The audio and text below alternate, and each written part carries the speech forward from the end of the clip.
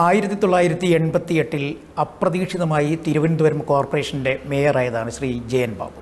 36 വയസ്സിൽ ഒരു മേയറാകുക എന്ന് പറയുന്നത് വളരെ ഒരു ശ്രദ്ധിക്കപ്പെടുന്ന സമയമായിരുന്നു. പ്രത്യേകിച്ചും ഒരിക്കൽ പോലും മേയറാകുമെന്നുള്ള ഒരു പ്രതീക്ഷ ഉണ്ടായിരുന്നില്ല. അപ്രതീക്ഷിതമായി പാർട്ടിയുടെ നിർദ്ദേശപ്രകാരമാണ് അങ്ങനെ ഒരു സ്ഥാനത്തേക്ക് എത്തപ്പെടുന്നത്. എങ്ങനെയായിരുന്നു ആ നിയോഗം ഇങ്ങനെ ഒരു മേയർ സ്ഥാനത്തേക്ക് എത്താൻ? ഞാനൊട്ടും പ്രതീക്ഷിച്ചിരുന്നില്ല. ആർക്കൊന്നും എന്നെ അറിയില്ല. ഞാനന്നൊരു പത്ര ഓഫീസിൽ സ്ഥാനാർത്ഥിയായതിന് ശേഷം പോയി എൻ്റെ ഒരു ഫോട്ടോ പ്രസിദ്ധീകരിക്കണമെന്ന് പറഞ്ഞു. അന്ന് ഏറ്റവും കൂടുതൽ സർക്കുലേഷനുള്ള തിരുവനന്തപുരത്തെ ഒരു പ്രമുഖ പത്രത്തിൻ്റെ സിറ്റി ഓഫീസിൽ പോയിട്ട് ഞാൻ പറഞ്ഞു, എൻ്റെ പേരിനതാണ്, ഞാൻ തൈക്കാട് വാർഡിൽ മത്സരിക്കുകയാണ്, എൻ്റെ ഒരു ഫോട്ടോ ഒന്ന് കൊടുക്കണം. അവർ പറഞ്ഞ മറുപടി, നേതാക്കന്മാരുടെ ഫോട്ടോ മാത്രമേ ഞങ്ങൾ പ്രസിദ്ധീകരിക്കുന്നുള്ളൂ, അതുകൊണ്ട് നിർവാഹമില്ല എന്ന് പറഞ്ഞ് ആ ഫോട്ടോ മടക്കി എനിക്ക് തന്നു. എനിക്ക് വേറെ ഒന്നും തോന്നിയില്ല. ഞാൻ നേതാവായിട്ട് എനിക്ക് തോന്നാത്തത് കൊണ്ട് ഞാൻ നേരെ വാർഡിലേക്ക് പോയി ഇലക്ഷൻ പ്രവർത്തനങ്ങളിലേക്ക് ഏർപ്പെട്ടു. ഇലക്ഷൻ റിസൾട്ട് വന്നു, ഞാൻ ജയിക്കുകയുണ്ടായി. അന്ന് പാർട്ടിയുടെ CPM-ൻ്റെ സംസ്ഥാന സെക്രട്ടറി VS ആണ്. പുതിയ ഒരു വീക്ഷണത്തിൽ കാര്യങ്ങൾ തീരുമാനിക്കണമെന്ന് അദ്ദേഹം അഭിപ്രായപ്പെട്ടതിൻ്റെ അടിസ്ഥാനത്തിൽ തിരുവനന്തപുരം പാർട്ടിയുടെ ജില്ലാ കമ്മിറ്റി എന്നെ മേയർ സ്ഥാനാർത്ഥിയായിട്ട് തീരുമാനിക്കുകയാണുണ്ടായത്. അത് കഴിഞ്ഞിട്ട് പിന്നെ ഞാൻ മേയറാവുന്നത് 2005, 2010 അപ്പോൾ ദീർഘവർഷങ്ങൾ പാർട്ടിയുടെ പ്രവർത്തനങ്ങളിലെല്ലാം ഏർപ്പെട്ടു. രണ്ടാമത് ഞാൻ മത്സരിക്കുമ്പോൾ ഞാൻ CPIM-ൻ്റെ ജില്ലാ സെക്രട്ടേറിയറ്റ് അംഗമാണ്. ഒരു ജില്ലാ സെക്രട്ടേറിയറ്റ് അംഗം ആദ്യമായിട്ടാണ് കോർപ്പറേഷനിലേക്ക് സ്ഥാനാർത്ഥിയായി തന്നെ വരുന്നത്. അത് പാപ്പനംകോട് വാർഡിൽ നിന്നാണ് മത്സരിച്ചത്. അങ്ങനെ ഞാൻ മേയറാവുകയാണ് ഉണ്ടായത്. 1988 അന്ന് ആ സമയത്ത് ഈ വികസന പ്രവർത്തനങ്ങൾ എന്ന് പറയുന്ന 1 വർഷം മാത്രമാണ് മേയർക്ക് കിട്ടുന്ന കാലാവധി. ആ സമയത്ത് എന്തെങ്കിലുമൊക്കെ ചെയ്യാൻ പറ്റിയിട്ടുണ്ടോ? അന്ന് നമ്മൾ മനസ്സിലാക്കാനുള്ളത്, അന്ന് കോർപ്പറേഷനൊക്കെ ഫണ്ടിൻ്റെ ലഭ്യത വളരെ കുറവായിരുന്നു. ചെറിയ ഫണ്ട് മാത്രമേ ലഭിക്കുമായിരുന്നുള്ളൂ. ആ ഫണ്ട് ഉപയോഗിച്ച് കുറച്ച് പ്രവർത്തനങ്ങൾ തുടക്കം കുറിക്കാൻ കഴിയുമെന്നല്ലാതെ സാധാരണഗതിയിലുള്ള കോർപ്പറേഷൻ്റെ മുഖ്യമായ ചുമതല ശുചീകരണ പ്രവർത്തനമാണ്. 88 ഈ വേസ്റ്റ് മാനേജ്മെൻ്റ് ഒരു തലവേദന ആയിരുന്നില്ല. അന്ന് പലരും നമ്മളുടെ ഈ വേസ്റ്റ്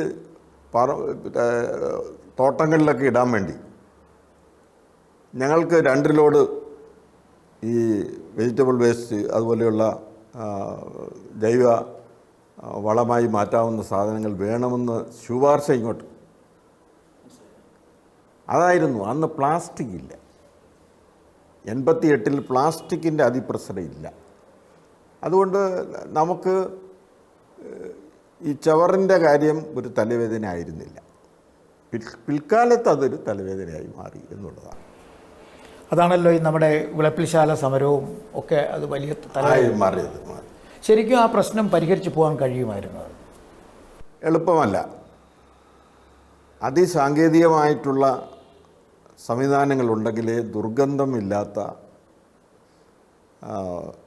തരത്തിൽ ജൈവവളം ഉണ്ടാക്കാനുള്ള പരിപാടി നടക്കുമായിരുന്നു. അന്ന് ലഭ്യമായിരുന്നിട്ടുള്ള സാങ്കേതികവിദ്യ ഉപയോഗിച്ച് നമ്മൾ ചെയ്തെങ്കിലും വലിയ ദുർഗന്ധം അവിടെ ഉണ്ടായിരുന്നു. ആളുകളുടെ എതിർപ്പുണ്ടായിരുന്നു എന്നുള്ളത് വാസ്തവമാണ്. ആ എതിർപ്പ് പടരാതിരിക്കാൻ വേണ്ടിയുള്ള ചില മുൻകരുതലുകളും സഹായങ്ങളും അവിടുത്തെ ആളുകൾക്ക് എത്തിച്ച് തൽക്കാലമായിട്ട് ഒരു പ്രക്ഷോഭണ സമരം എൻ്റെ പീരീഡിൽ അങ്ങനെ ഉണ്ടായിരുന്നില്ല. എന്നാലും അത് ശാശ്വതമല്ല എന്ന് എനിക്കറിയാമായിരുന്നു. ഈ അങ്ങയെക്കുറിച്ച് കേട്ടുള്ളത് പലപ്പോഴും ഈ അല്ലെങ്കിൽ സംസ്ഥാന ഭരണകർത്താക്കളുമായിട്ട് വളരെ ലേസാണ്, ഒരിക്കൽ പോലും ഉടക്കിപ്പോവാത്ത, നമുക്ക് കിട്ടാനുള്ള ഫണ്ടുകൾ ചോദിച്ചു വാങ്ങുന്ന ഒരു സ്വഭാവം ഉണ്ടായിരുന്നു. അതെങ്ങനെയാണ്? അതിനെക്കുറിച്ച് പറയാം. ഞാൻ വന്ന ആദ്യത്തെ 6-7 മാസം ശ്രീമാൻ ഉമ്മൻചാണ്ടിയായിരുന്നു മുഖ്യമന്ത്രി. അന്നും Thiruvananthapuram corporation viability gap fund എന്ന നിലയ്ക്ക് ക്യാബിനറ്റ് തീരുമാനിച്ച് വലിയൊരു തുക കിട്ടാനുണ്ടായിരുന്നു. ആ തുക കിട്ടുന്നതിന് വേണ്ടി പല പ്രാവശ്യം മുഖ്യമന്ത്രി സമീപിച്ചു.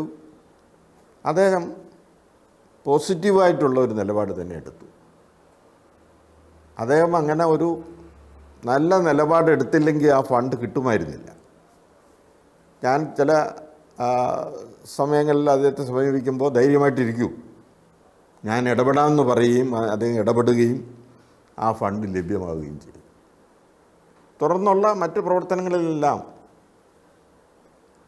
അധികാരം ഗവൺമെൻറ്റിനാണുള്ളത്. തദ്ദേശ ഗവൺമെൻറ് എന്നൊക്കെ പറയാമെങ്കിലും ഇതിൻ്റെ എല്ലാം കൺട്രോളുള്ളത് ഗവൺമെൻറ്റിൻ്റെ മേലാണ്. അത് നമ്മൾ മനസ്സിലാക്കി ഒരു സമീപനം എടുത്താൽ കോർപ്പറേഷന് കൂടുതൽ ഗുണകരമായി. അങ്ങ് മനസ്സിൽ കണ്ട തരത്തിലേക്ക് തിരുവനന്തപുരം നഗരത്തിൻ്റെ വികസനം എത്തിയിട്ടുണ്ടോ? തിരുവനന്തപുരം നഗരം എന്ന് പറയുന്നത് അനുദിനം വളരുന്ന ഒരു നഗരമാണ്. ഇത് ഭരണസിരാ കേന്ദ്രമാണ്, ഏറ്റവും വലിയ ആരോഗ്യ കേന്ദ്രമാണ്. ഇത്രയധികം മെഡിക്കൽ കോളേജ് മാത്രമല്ല, സ്വകാര്യ അതിപ്രശസ്തമായ സ്ഥാപനങ്ങൾ, എല്ലാ മേഖലയിലുമുള്ള ആശുപത്രികളൊക്കെ ഉള്ള ഒരു പട്ടണമാണ്. വലിയ ചികിത്സാ കേന്ദ്രമാണ്. അതുപോലെ തന്നെ വിദ്യാഭ്യാസ കേന്ദ്രമാണ്. വിദ്യാഭ്യാസത്തിന് ഏറ്റവും അനുയോജ്യമായ സൗകര്യങ്ങളുള്ളൊരു പട്ടണമാണ്. അപ്പോൾ ആ നിലയ്ക്ക് കൂടുതൽ ആവശ്യങ്ങൾ വന്നുകൊണ്ടിരിക്കുകയാണ്. ഓരോ വർഷം കഴിയുമ്പോഴും പുതിയ പുതിയ ആവശ്യങ്ങൾ വരും. ഈ ഫ്ലോട്ടിംഗ് പോപ്പുലേഷൻ ധാരാളമായി വന്നുകൊണ്ടിരിക്കുന്നു. അവർ ഉൽപ്പാദിപ്പിക്കുന്ന വേസ്റ്റ് ധാരാളമുണ്ടാവും. അത് മാനേജ് ചെയ്യണം. അവരുടെ യാത്രാ സൗകര്യങ്ങൾ മാനേജ് ചെയ്യണം. അതിനാവശ്യമായിട്ടുള്ള റോഡ്, ഇങ്ങനെ ഒരിക്കലും തിരമാലകൾ പോലെ അനുദിനം വിഷയങ്ങൾ വന്നുകൊണ്ടിരിക്കുന്ന പട്ടണമാണ് തിരുവനന്തപുരം. അപ്പോൾ അതിനനുസരിച്ച് തദ്ദേശ സ്വയംഭരണ സ്ഥാപനങ്ങൾ ഉണർന്ന് പ്രവർത്തിക്കണം. അതിനൊന്നും ഒരു അവസാനമാക്കില്ല, അത് തുടർച്ചയായിട്ട് വന്നുകൊണ്ടിരിക്കും.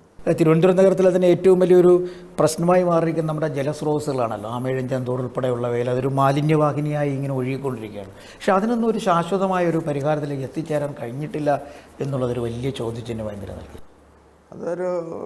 ഒരു കോർപ്പറേഷൻ കൊണ്ട് മാത്രം ചെയ്യാവുന്ന കാര്യമല്ല. തിരുവനന്തപുരത്ത് ആമേഴഞ്ചാൻ തോടിൽ വലിയൊരു പ്രശ്നം ഞാൻ അഭിമുഖീകരിച്ചിട്ടുള്ളത് റെയിൽവേയായിട്ട് ബന്ധപ്പെട്ടാണ്.